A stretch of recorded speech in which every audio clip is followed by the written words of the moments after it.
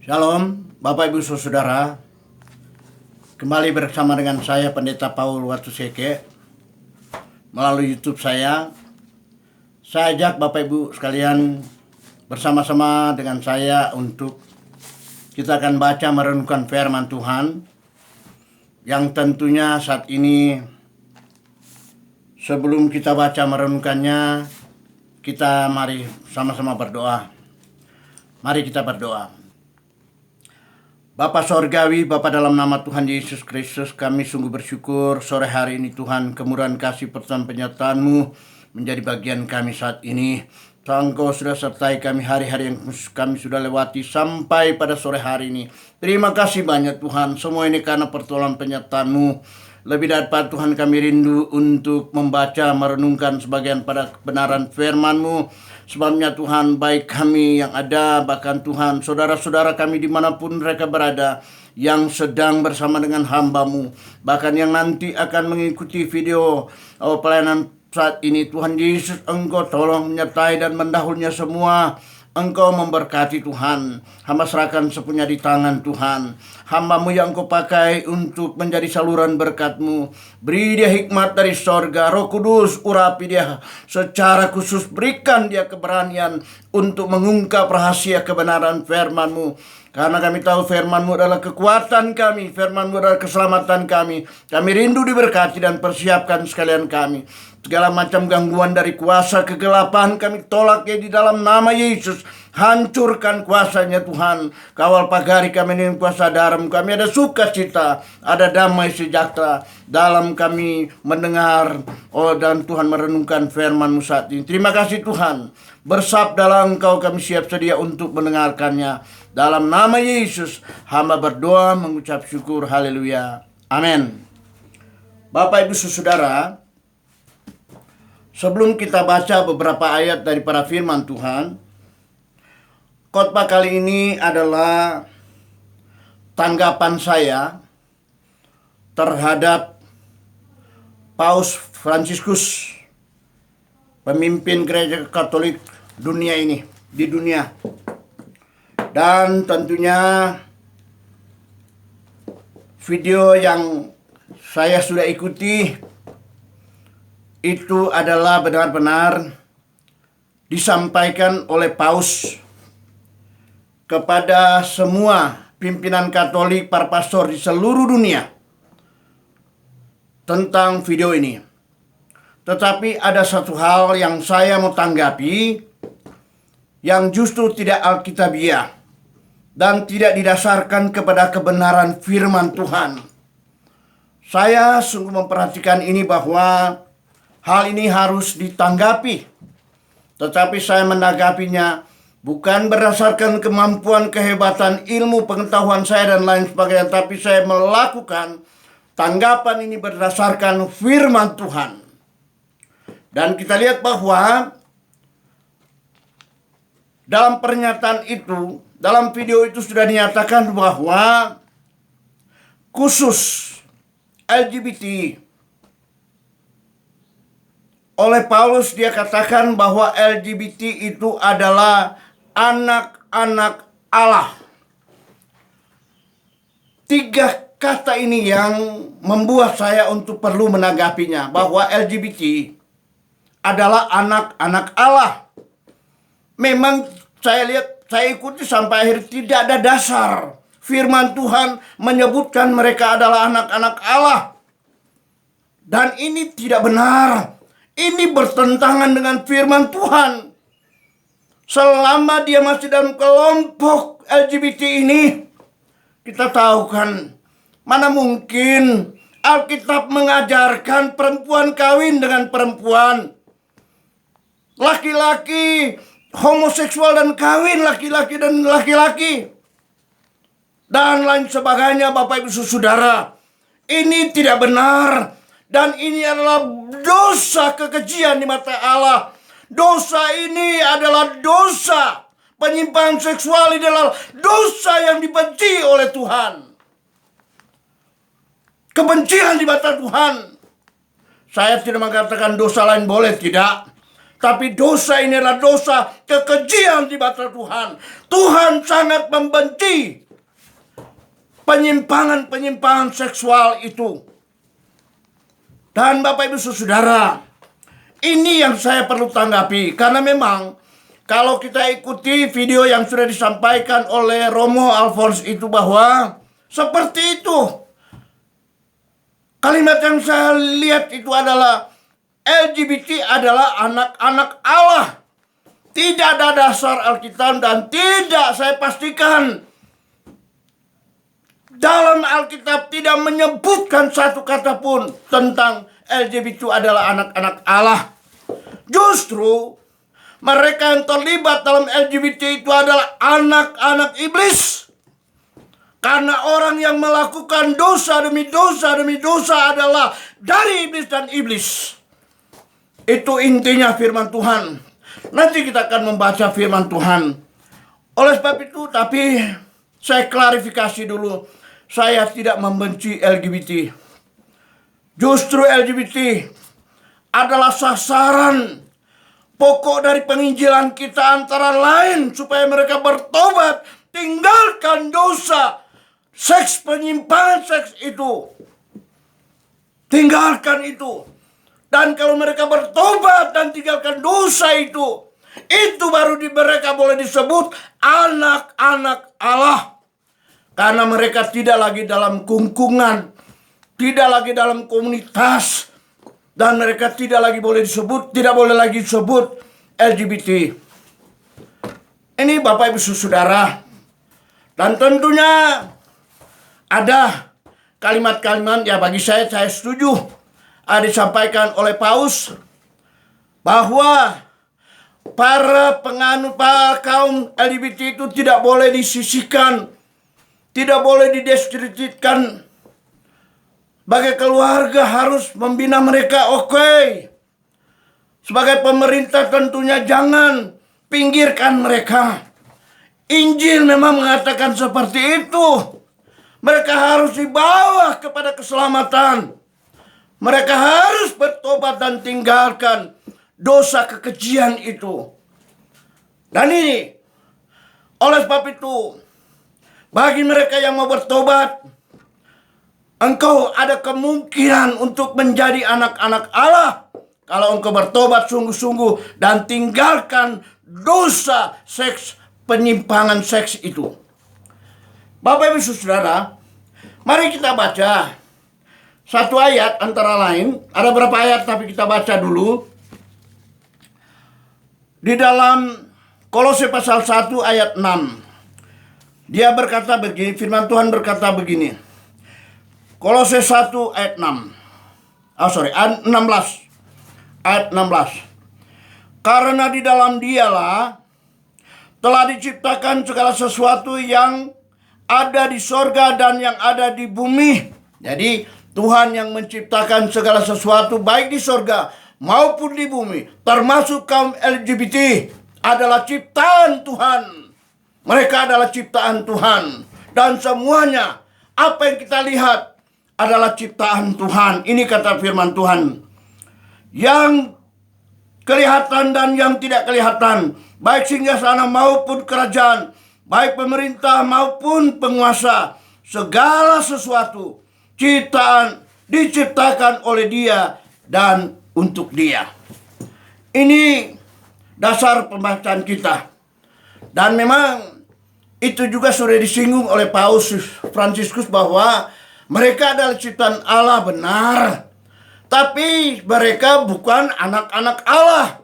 Mereka yang masih disebut adalah kelompok atau mereka adalah kelompok LGBT itu tidak boleh disebutkan sebagai anak-anak Allah. Tidak boleh. Karena memang ada syarat-syaratnya sebagai anak-anak Allah.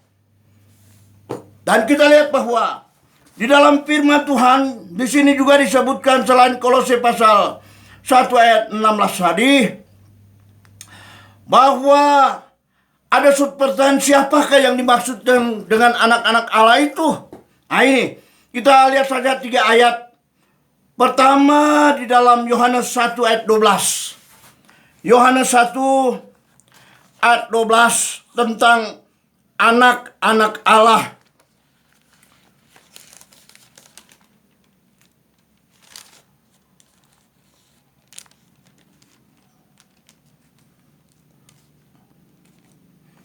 Yohanes 1 ayat 12 firman Tuhan berkata begini.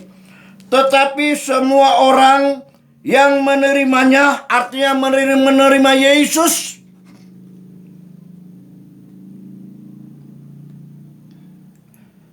yang menerimanya diberinya kuasa supaya menjadi anak-anak Allah yang percaya kepada Yesus dan tidak mau lagi berbuat dosa. Dia disebut anak-anak Allah. Jadi ada kriterianya, tidak semua manusia, apalagi LGBT, yang masih berkecimpung dan hidup di dalam dosa itu tidak mungkin disebutkan anak-anak Allah. Itu sebabnya saya katakan Paus dia keliru dan dia salah. Saya tidak mengatakan sesat, tetapi keliru dan salah. Keliru dan salah itu boleh diperbaiki. Itu. Selanjutnya, supaya menjadi anak-anak Allah, yaitu mereka yang percaya dalam nama Yesus atau dalam namanya. Orang yang percaya dalam nama Yesus tidak mungkin berbuat dosa lagi. Apalagi dosa-dosa kekejian. Kalau mungkin dosa pikiran, dosa perkataan, hamba Tuhan juga tidak luput. Pendeta Debbie sudah menyampaikan dan menjawab pertanyaan lewat YouTube, katanya, kenapa Pendeta Debbie masih minta ampun kepada Tuhan? Bukankah Pendeta Debbie sudah pendeta? Yang maksud Debbie Basir ya. Ini dia katakan, saya ikuti dalam videonya. Dia katakan, saya benar hamba Tuhan, tapi saya tidak luput dari berbagai kesalahan yang mungkin mengakibatkan dosa, baik itu pikirannya atau perkataannya dan lain sebagainya. Dia tidak luput dari berbagai kesalahan dan itu semua adalah dosa. Dan dia perlu minta ampun kepada Tuhan. Saya juga sebagai hamba Tuhan begitu. Tuhan, saya tidak luput dari berbagai kesalahan. Ampun saya Tuhan.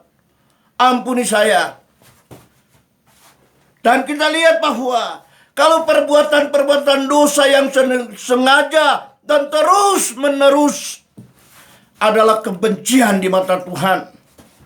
Dan Bapak Ibu Saudara, ini antara lain disebutkan sebagai anak-anak Allah yang percaya kepadanya, yang mengasihi, menghormati dia, melayani dia, hidup berkenan kepada dia adalah anak-anak Allah. Ini firman Tuhan yang katakan, bukan saya. Kemudian dalam Injil Yohanes pasal 1 ayat 12, tadi sudah kita bacakan ayat 12, dan kemudian di dalam 1 Yohanes pasal 3, 1 Yohanes pasal 3 ayat 1 sampai 10.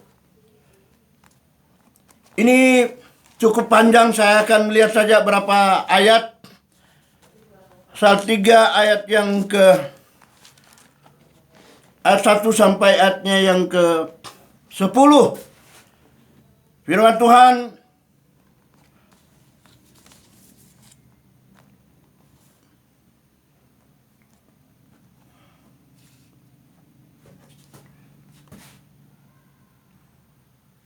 berkata begini, lihatlah betapa besarnya kasih yang dikaruniakan Bapa kepada kita sehingga kita disebut anak-anak Allah. Ini ya.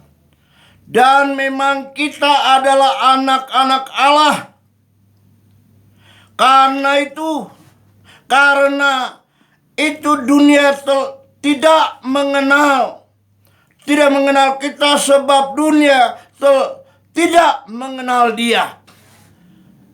Jadi Ini antara lain. Ayat 2, saudara-saudaraku yang kekasih, sekarang kita adalah anak-anak Allah, tetapi belum nyata apa yang keadaan kita kelak. Akan tetapi kita tahu bahwa apabila Kristus menyatakan dirinya, kalau Tuhan Yesus datang pada kali yang kedua, menyatakan dirinya, kita akan menjadi sama dengan Dia, sebab kita akan melihat Dia dalam keadaannya yang sebenarnya. Artinya, setiap orang yang menaruh pengharapan kepadanya, kepada Yesus, menyucikan diri sama seperti Dia, sama dengan Yesus yang adalah suci. Jadi orang yang percaya kepada Yesus harus menyucikan diri, menguduskan diri karena Dia adalah suci dan kudus. Mana mungkin orang yang terlibat dalam LGBT, seks menyimpang, laki-laki dengan laki-laki kawin, perempuan dengan perempuan kawin. Mana mungkin dia dapat menyucikan dirinya? Jalannya dia harus bertobat, tinggalkan dosa, baru dia disebut anak-anak Allah. Ini penting Bapak Ibu Saudara. Kalau hamba saya tentu membaca, mengikuti video itu, saya sangat pikirkan tentang perkataan-perkataan disampaikan oleh Paus. Dan Bapak Ibu Saudara, sekali lagi, ini hal yang penting yang kita harus tahu. Bahwa sesungguhnya siapa anak-anak Allah, bukan semua orang. Di dalam Roma pasal 8 ayat 16. Roma pasal 8 ayat 16. Firman Tuhan berkata begini.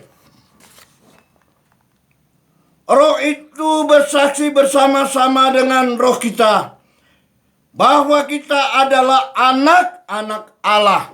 Oh, puji Tuhan. Roh Allah, roh Tuhan bersama-sama dengan roh kita bersaksi bahwa sungguh kita adalah anak-anak Allah.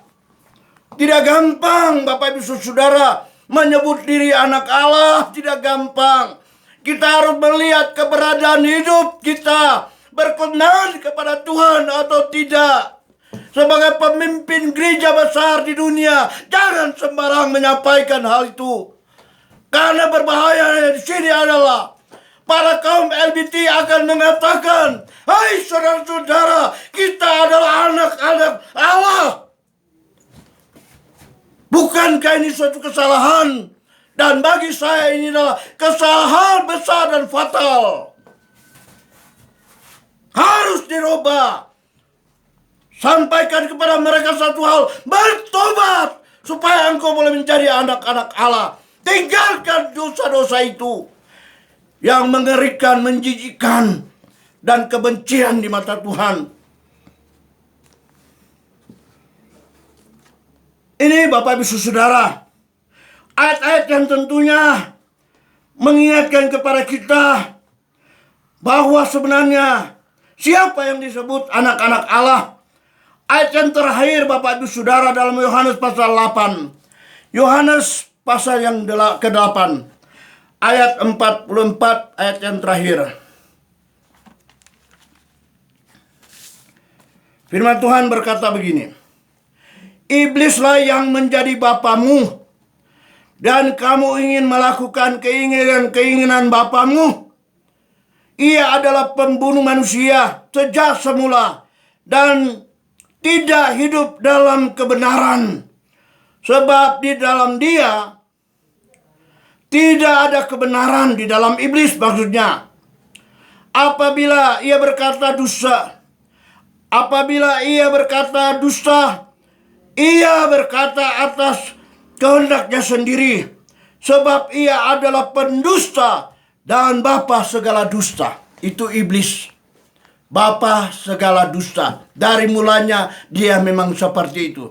Jadi orang yang tidak bertobat kepada Tuhan Dia bekerja sama dan dia adalah sumber iblis itu sendiri. Mana mungkin dia mau disebutkan anak-anak Allah? Tidak mungkin. Karena firman Tuhan mengatakan seperti itu. Oleh sebab intinya Bapak Ibu Saudara, ini adalah merupakan pertobatan. Siapapun dia, dosa apapun kita lakukan, bertobat kepada Tuhan. Supaya kita boleh disebut anak-anak Allah. Dan kita lihat bahwa LGBT itu sebagaimana yang menjadi pembahasan kita, yang tentunya mereka yang hidup di dalam dosa. Tapi kalau mereka mau bertobat, tinggalkan dosa itu, mereka boleh disebut anak-anak Allah. Dan dosa inilah yang tentunya kita waspadai dalam segala hidup kita, pikiran kita, dan lain sebagainya. Dan tentunya firman Tuhan ini dapat mengingatkan kepada saya dan saudara untuk tetap hidup berkenan kepada Allah. Dan kita boleh disebut anak-anak Allah yang melakukan dosa demi dosa, melakukan dosa demi dosa demi dosa. Dia adalah anak iblis. Dia tidak boleh disebut anak Allah. Amin. Mari kita berdoa. Bapa Sorgawi, Bapa di dalam nama Tuhan Yesus Kristus, kami bersyukur sore hari Tuhan kemurahan kasih pertolongan penyertaan-Mu. Kami boleh bersama-sama dalam satu persekutuan membaca merenungkan firman-Mu. Doa kami Roh Kudus menteraikan firman-Mu dalam setiap hati pikiran kami, supaya kami ada kekuatan, ada sukacita, damai, sejahtera, dan senantiasa dalam hidup kami. Kami merubah lebih baik lagi Tuhan, untuk hidup berkenan kepadamu. Kalau kami ada dosa, kesalahan dosa, Tuhan kami mohon ampun. Kami mau lepas dari segala dosa itu Tuhan, supaya kami boleh disebut anak-anak Allah. Dan kami adalah pemilik kerajaan Allah, dan kami menjadi warga kerajaan Allah. Manakala Engkau datang kembali menjemput kami akan tinggalkan dunia ini, beralih tempat dalam kerajaan sorga selama-lamanya. Terima kasih banyak Tuhan atas kebenaran firman-Mu. Dalam nama Yesus kami berdoa, haleluya. Amin.